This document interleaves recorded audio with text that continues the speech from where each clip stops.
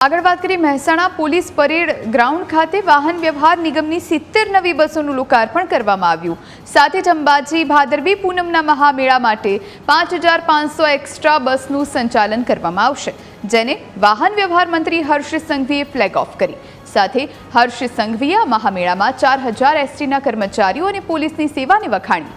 मुख्यमंत्री भूपेन्द्र पटेलना नेतृत्वમાં राज्य सरकार जाहिर परिवहनને મજબૂત કરી રહી છે, જેમાં 2024-25માં 1963 નવી બસ અને વર્ષ 2025-26માં હજુ 2050 નવી બસો ઉમેરાશે, જેથી ગુજરાતના છેવાડાના માનવીને સરળ અને આધુનિક પરિવહન સેવા મળશે।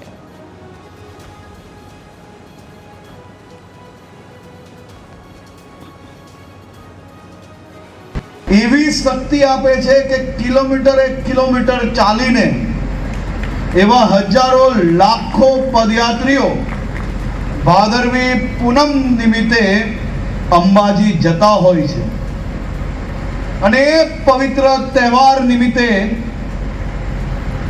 લોકોની સુવિધાઓ માટે નવી બસોની શરૂઆતો હોય, એક્સ્ટ્રા બસોની શરૂઆત હોય અને ભારતીય જનતા પાર્ટીના અમારા જિલ્લા અધ્યક્ષ અને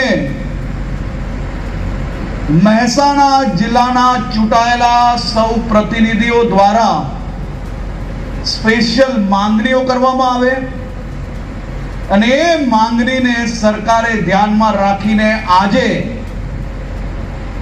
70 નવી બસોનું લોકાર્પણ કરવાનો આ કાર્યક્રમ યોજવામાં આવ્યો।